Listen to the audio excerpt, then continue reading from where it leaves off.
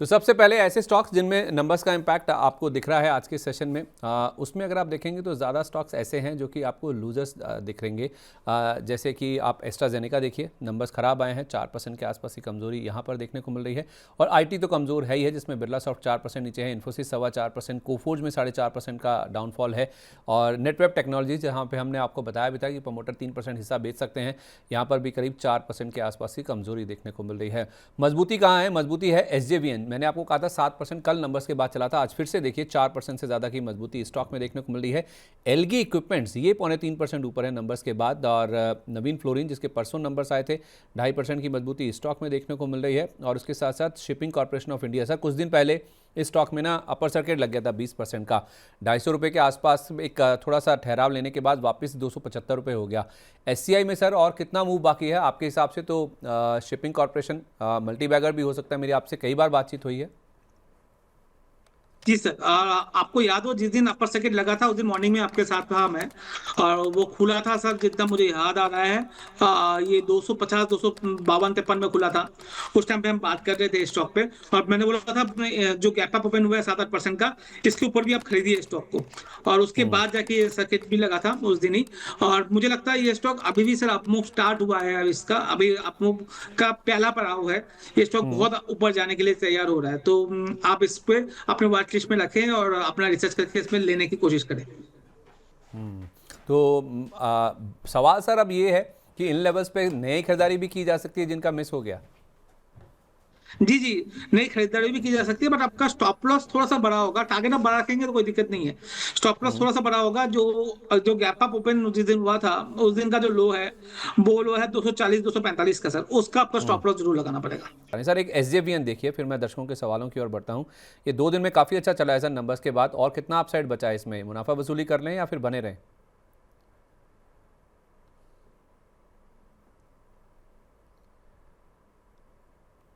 नहीं सर, मुनाफा वसूली ना करें। एसेट लॉन्ग टर्म चार्ट में ज्यादा अच्छा नहीं दिख रहा, मगर क्योंकि जो मूव आ रहा है रिजल्ट के बाद से, तो मेरे हिसाब से अगर किसी के पास है उस केस में मैं बात कर रहा हूँ 77 या 78 का स्टॉप लॉस लगा के होल्ड करें। 77 या 78 का स्टॉप लॉस लगा के होल्ड करें, ये वही वाला मतलब राइड द टाइड, जैसे जब तक चल रहा है तब तक स्टॉप लॉस रिवाइज करते चलें, ऊपर की ओर बने रहें। 87 तक है सर। अगर 87 के ऊपर क्लोज होता है तो मेरा व्यू पॉइंट पूरी चेंज हो जाएगा बाई हम्म साइड में। हम्म अभी जिसके पास है उनके लिए होल्ड है 87 सर। इसका 200 डे मूविंग एवरेज का जो रेजिस्टेंस जोन है वहां पर है, वो 87 में एक बार रुकेगा। उसके ऊपर अगर क्लोजिंग आता है तो मैं इसमें वापस लंबे बाइंग की बात करेंगे, बट अभी लंबा बाइंग नहीं है। जिन्होंने रिजल्ट के बेस पे लिया है उनको होल्ड करने की बात करूं, क्योंकि काफी ऐसा 2 दिन चला भी है। तो स्टॉप लॉस आज के लो का 1 रुपये 1.5 रुपये नीचे की मैं बात कर रहा हूँ, तो आप हम्म। स्टॉप लॉस लगा के होल्ड कर सकते हैं। ठीक है, ओके, परफेक्ट है। दर्शकों के सवालों की ओर बढ़ रहा हूँ सर। एक तो ना नितेश सारंगी जी हमारे प्राइम मेंबर हैं, उनका सवाल पहले ले रहा हूँ। कह रहे हैं कि मेरे पास जमुना ऑटो 124 के रेट पर है, प्रॉफिट बुक कर लूँ या फिर इसको होल्ड करूँ? दूसरा, इनके पास जियो फाइनेंशियल है 262 रुपये पर, और 617 रुपये के ATGL भी ले रखे हैं। इन दोनों से एग्जिट करके कहीं और स्विच कर सकते हैं क्या? तो एक तो जमुना ऑटो में प्रॉफिट बुक कर लें नहीं कर लें, पहले उसका जवाब दे दीजिए, फिर मैं जियो फाइनेंशियल और ATGL की बात करता हूँ। ठीक है सर, जमुना ऑटो से प्रॉफिट बुक करने की जरूरत है नहीं।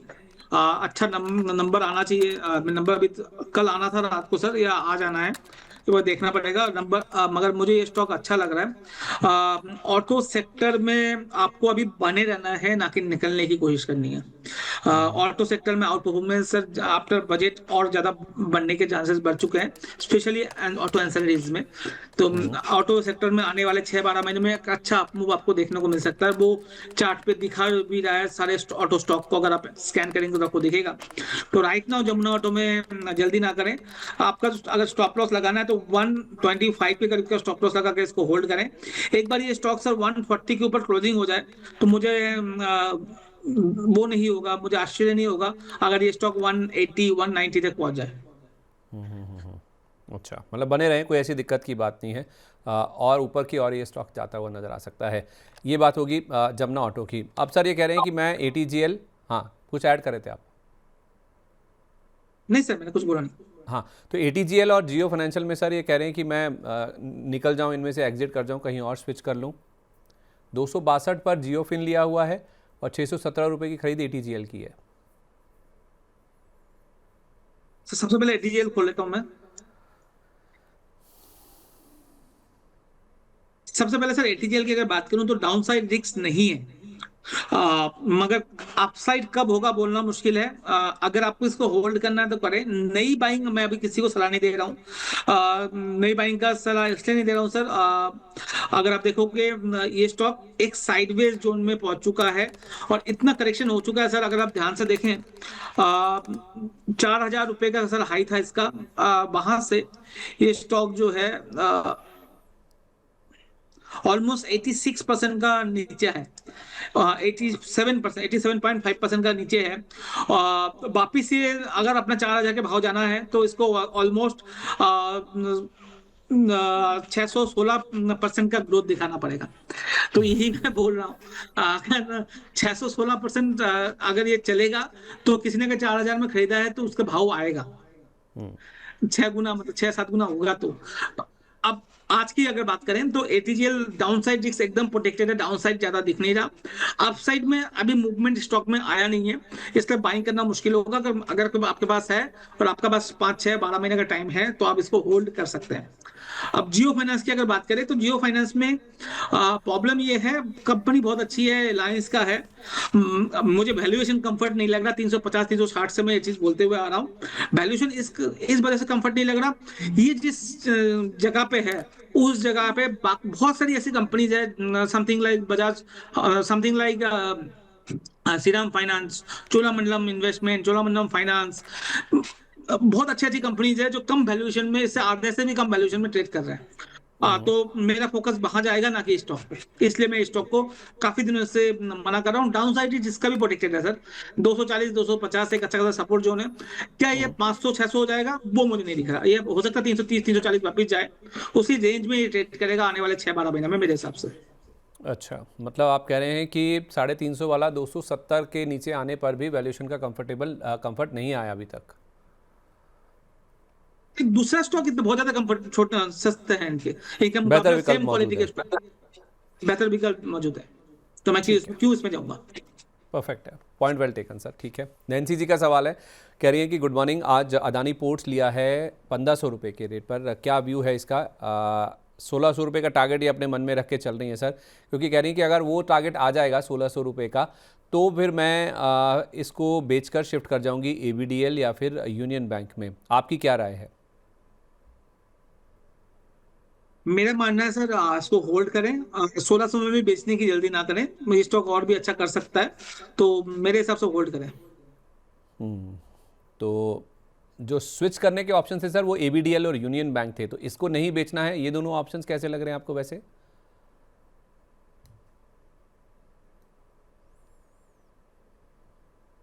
एबीडीएल अब अच्छा लग रहा है सर मेरे हिसाब से। इसमें स्टॉप लॉस जरूर मेंटेन करें 507 रुपए का। जो बड़ा यू के ट्रेड डील के वजह से जो करेक्शन आया था वो करेक्शन अब खत्म होते हुए दिख रहा है स्टॉक पे। एक छोटा सा रेजिस्टेंस जो है सर 550 रुपए का, वो एक बार निकलेगा तो और बड़ा मूव आ सकता है। तो अभी के लिए अगर आप लेना चाहते हैं तो कोई भी लेना चाहता है तो ले सकता है।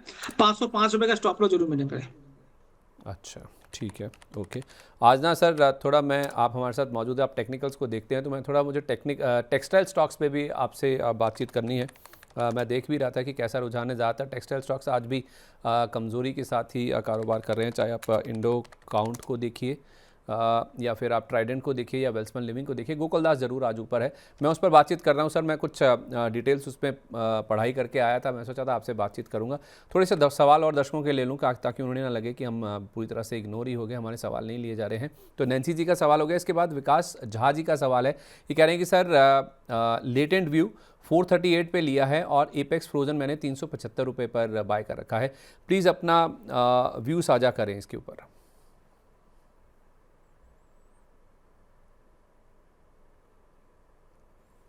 तो लेटेंट व्यू आईटी कंपनी में आता है और इसी वजह से चल नहीं रहा। कंपनी अच्छा है, थोड़ा सा वैल्यूएशन अभी भी महंगा है स्टॉक पे।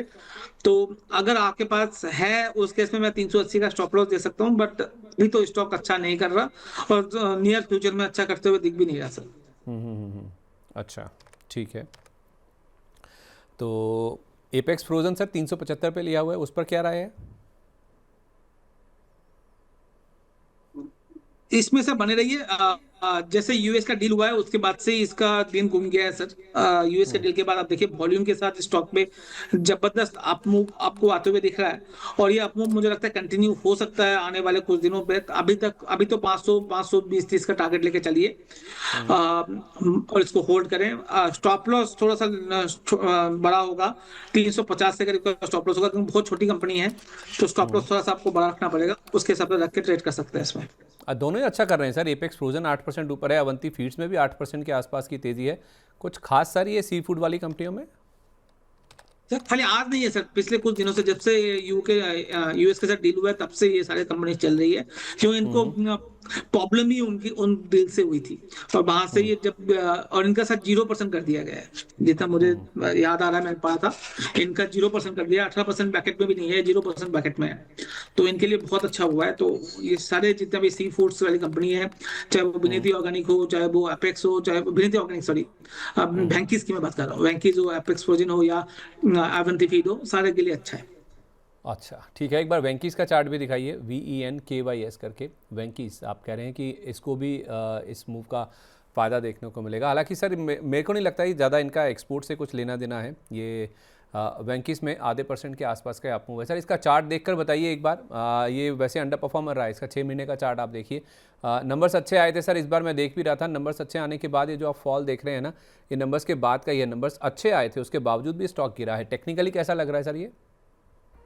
नहीं, टेक्निकली ज्यादा अच्छा नहीं लग रहा सर।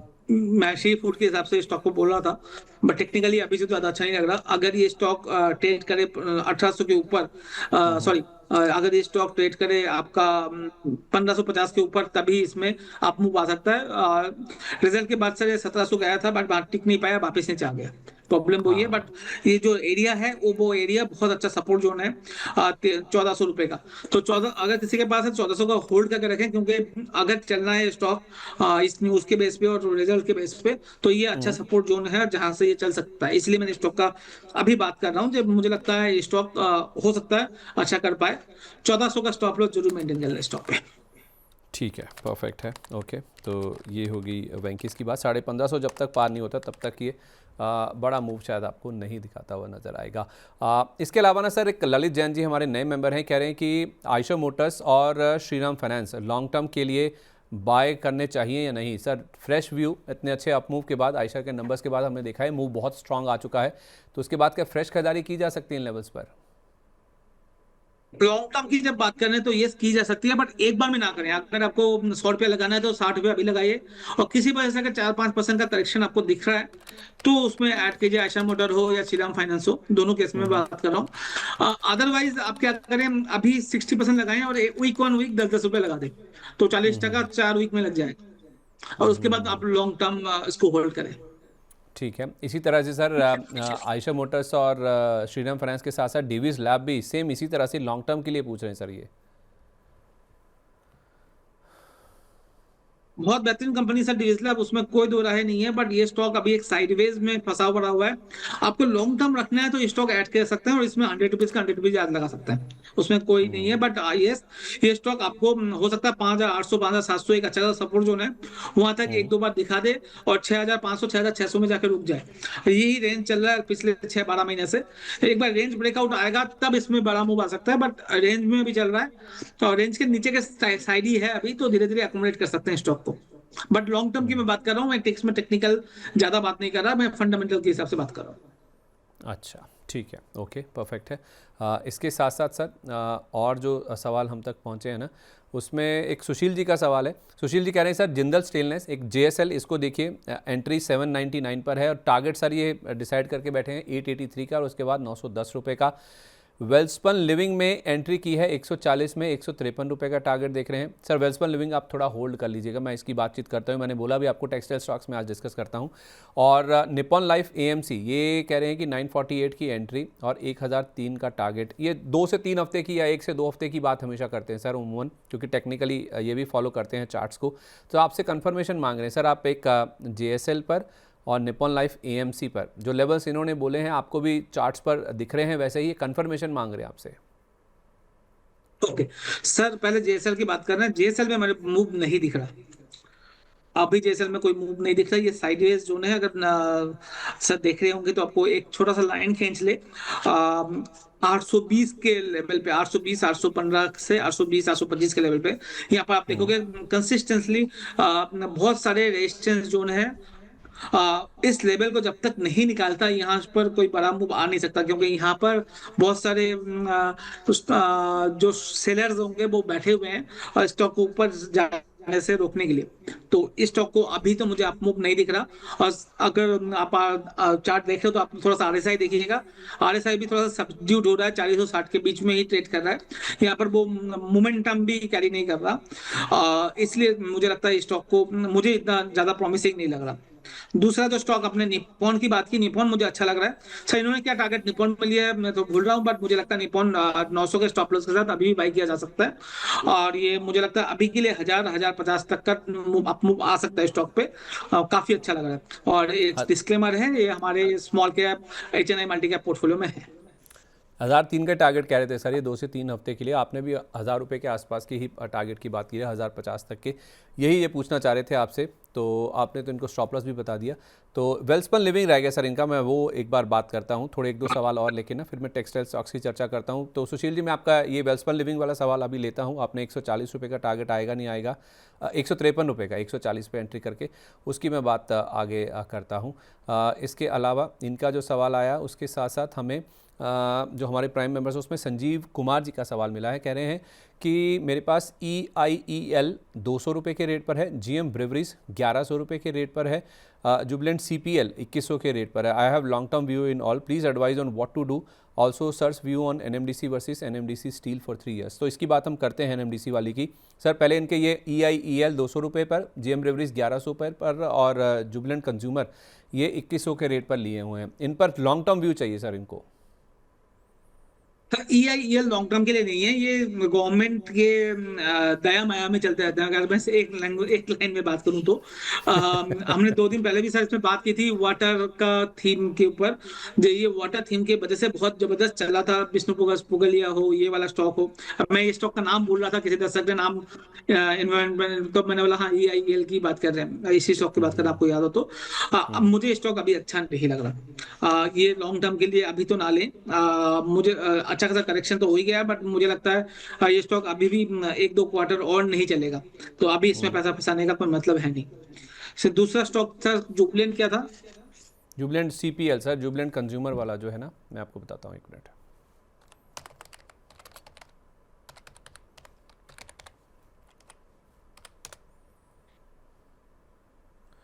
जुबलेंट एग्री के नाम से sir, Jubilant Agri, Jubilant Agri जी जी। CPL। ये भी सर टेक्निकली बहुत खराब हो रहा है चार्ट। तो 200 डे मूविंग एवरेज को तोड़ ही दिया है और कंटिन्यूअस डाउनसाइड है। एक सपोर्ट जोन सर इनका है 1830 रुपए का, अगर ये टूटता है, उसमें रिजल्ट दिखा नहीं है, स्टॉक का रिजल्ट आ चुका है, रिजल्ट एक बार देखना पड़ेगा, रिजल्ट में कोई असर तो नहीं दिखाया। तो अगर ये 1830 के करीब का तोड़ देता है, 1850 1830, तो ये स्टॉक 1700 1650 तक आ सकता है। तो अभी तो एवरेज में रखें। अच्छा ठीक है, अभी तो आप चाहें तो इसको अवॉइड जोन में रख सकते हैं। सर एक साल और पूछा है इन्होंने, 3 साल के नज़रिए से NMDC बेटर है या फिर NMDC स्टील, यानी कि NMDC वर्सेस NMDC स्टील पूछा भी इन्होंने ऐसे ही है। ओके, सबसे इंपॉर्टेंट चीज सारे दर्शकों के लिए, कॉमोडिटी स्टॉक लॉन्ग टर्म के लिए नहीं होता। चाहे वो कोई भी स्टॉक मैं बात करूं या कोई भी बात करे, चाहे वो NMDC हो, चाहे वो हिंद कॉपर हो, चाहे वो नेशनल एल्युमिनियम हो, कुछ भी आप बात करें, जो कमोडिटी वाले स्टॉक्स होते हैं वो कमोडिटी प्ले में ट्रेड करना चाहिए। उसमें कमोडिटी साइकिल क्या होता है, एक बड़ा रेंज चलता है, बट वो रेंज जब घूमता है तो स्टॉक आधे से भी ज्यादा टूट जाते हैं, ये भी होता है। तो आपको करना क्या है, जो अपने स्टॉक के नाम लिए, दोनों स्टॉक मुझे अच्छे लग रहे हैं। स्टील बिजनेस NMDC का अच्छा लग रहा है, और NMDC जो है रियर अर्थ में भी थोड़ा काम कर रहा है। तो 88 रुपीज वाला जो स्टॉक है, 84-85 रुपीज वाला, वो भी अच्छा काम कर रहा है। तो दोनों स्टॉक आपको अभी लेना चाहिए, और आपको हर क्वार्टर और हर महीने इसमें ऑब्जर्व रखना चाहिए।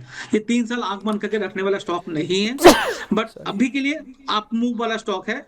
तो मेरे हिसाब से दोनों स्टॉक अच्छा खासा आपको रिटर्न दे सकते हैं, तो होल्ड करें या बाई कर सकते हैं। हैं, अपने स्टॉप लॉस जरूर मेंटेन करें। साथ में 3 साल का व्यू पॉइंट ना रखें, एवरी मंथ एवरी क्वार्टर आपका इसका रिजल्ट और इसका आपको नजर रखनी है। जब भी आपको लगे कि स्टॉक में सैचुरेशन आ रहा है या ऊपर की तरफ से करेक्शन आना स्टार्ट हो रहा है, तो निकलने की कोशिश करें। ठीक है, लंबा व्यू रखें, कोई दिक्कत नहीं है, लेकिन रिव्यू करते रहें, समीक्षा करते रहें, एक महीने में या फिर एटलीस्ट कम से कम एक क्वार्टर में। दोनों स्टॉक अच्छे हैं, आप चाहें तो इनको होल्ड करके चल सकते हैं। ऐसा ही व्यू हमसे ये जो एनएमडीसी स्टॉक की हमने बात करी है, अभी एक और दर्शक भी है हमारे रामकिशोर सिंह जी, उन्होंने भी पूछा था कि मुझे एनएमडीसी पे राय दे दीजिए कि क्या मुझे अभी बाय करना चाहिए, नहीं बाय करना चाहिए। तो कमोडिटी स्टॉक सर लंबी अवधि के लिए नहीं होते हैं, छोटी अवधि के लिए होते हैं, उनमें व्यू आपको लगातार अपना जो है वो रिव्यू करते रहना चाहिए। तो ये राय आपके लिए आई है। तो आप चाहें तो एनएमडीसी और एनएमडीसी स्टील दोनों को ही खरीद सकते हैं, लेकिन महीने में और एक क्वार्टर में ज़रूर एक बार आप उसको रिव्यू करते हुए चल सकते हैं। मनमोहन जी हमारे एक प्राइम मेंबर हैं, कह रहे हैं कि जेएसडब्ल्यू इंफ्रा मेरे पास 1800 शेयर हैं, 273 रुपये की खरीद है। इनके पास भी वेल्समन लिविंग रखे हुए हैं सर, 143 रुपये के रेट पर 1500 क्वांटिटी इनके पास है। तीसरा नाम है एसएसडब्ल्यूएल का, steel strip wheels limited, 500 share 224 पर हैं। और जेके टायर 300 शेयर इन्होंने 598 रुपये के रखे हुए हैं। सर कह रहे हैं कि मैं 3 से 4 महीने का व्यू आपसे चाहता हूं, अगर आप बोलें तो मैं इसको होल्ड करूं, सेल करूं, या फिर मैं और एवरेज भी कर सकता हूं। तो कौन सा शेयर की बात करूं? दो तीन शेयर की बात की आपने। जेएसडब्ल्यू इंफ्रा से स्टार्ट कर लीजिए सर, 1800 शेयर हैं 273 रुपये के रेट पर। तो जेएसडब्ल्यू में हमने कई बार बात की है सर, ये स्टॉक का फोर बिजनेस में है, अच्छा बिजनेस कर रहा है, डाउन साइड रिस्क प्रोटेक्टेड है, 250 240 बहुत अच्छा सपोर्ट जोन है, बट कब अप मूव करेगा बोलना मुश्किल है। ये स्टॉक बहुत अच्छा सा करेक्शन हो चुका है 340 से लेके 260 तक। अब यहाँ से अप मूव कब आएगा बोलना मुश्किल है, but down side risk protected है। अगर आपके पास है उस केस में 250 240 के बीच का स्टॉप लॉस लगा ले, बट नई एंट्री अभी ना करें। अच्छा है तो रखें, कोई दिक्कत नहीं है, नई एंट्री ना करें। और ये एवरेज करें कि नहीं करें सर? ना करें सर, वही मैं वही बोलने की कोशिश करूँ, एवरेज भी ना करें। एवरेज भी ना करें, ठीक है। दूसरा सर वेल्सपन लिविंग तो आपने बोल ही दिया, इन्होंने भी 143 के रेट पर ले रखे हैं, इसकी बात हमने कर ही ली है। एसएसडब्ल्यूएल एक बार देखिए sir, steel strip wheels limited, 500 share हैं, 224 रुपये पर लिए हुए, जिस भाव पर लिए उसी के आसपास ही है सर अभी भी।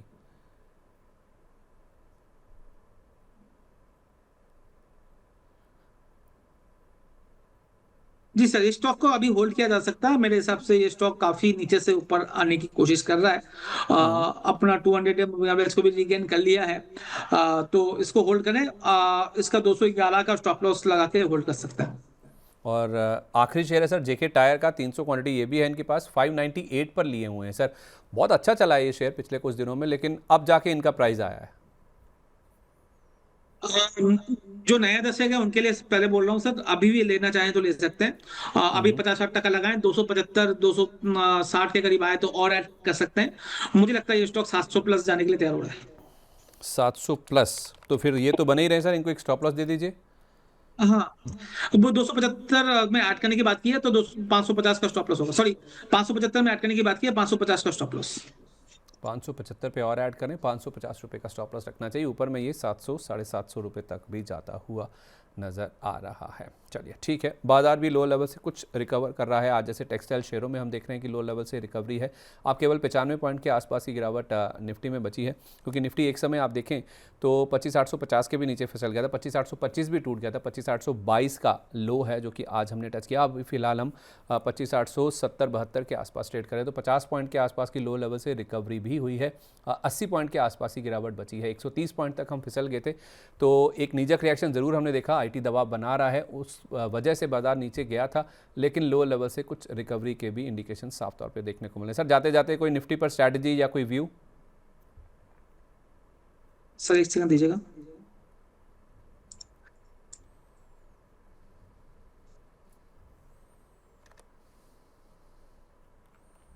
नहीं सर, अभी तो निफ्टी में अगर व्यू बनना है तो आज का ये जो हाई है 25,890, उसके ऊपर अगर क्लोजिंग दे रहा है 15 मिनट का कैंडल, तो बाइंग का एक इंटरेस्ट देखें। और आज का स्टॉप लॉस जो आपका होगा 25,840 का, तो बाई करना है 15 मिनट का कैंडल क्लोज होने का 25,890 के ऊपर, जो अभी 20 पॉइंट ऊपर है, तो उसका मुझे देखना है। और स्टॉप लॉस आपको रखना है 25,840 25,835 का।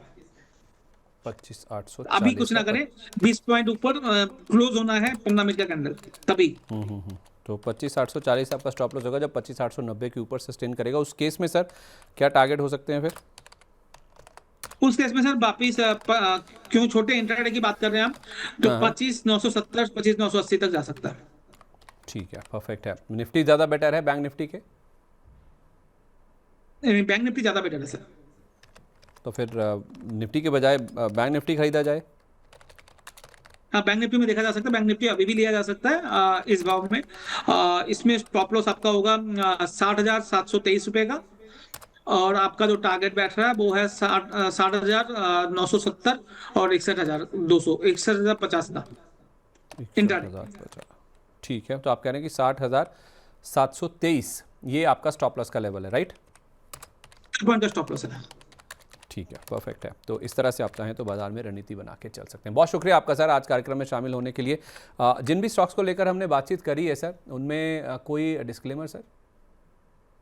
जी सर, छोटा सा डिस्क्लेमर ये है, जो भी स्टॉक हम बात करते हैं वो हम अपने ग्राहकों को देते हैं। अब वो हमारे पर्सनल पोर्टफोलियो में हो सकता है, वो हम अपने यूट्यूब चैनल में बात करते हैं। तो हमारे बायसनेस होते हैं स्टॉक्स में, ये मान के चलिएगा। तो आप अपने हमारे जो भी स्टॉक हम बात करते हैं वो वॉच लिस्ट में डालिए, खुद का रिसर्च कीजिए या अपने आड़े आड़े से पूछ के ही बाई सेल का डिसीजन बनाएं। दूसरा, 200 डे मूविंग एवरेज को जरूर फॉलो करें, उसके नीचे का वाले स्टॉक को अवॉइड करने की कोशिश करें, तो आपका 90% प्रॉफिट बच सकता है, लॉस बच सकता है, सॉरी। बहुत शुक्रिया आपका sir, thank you so much and wish you a very good day.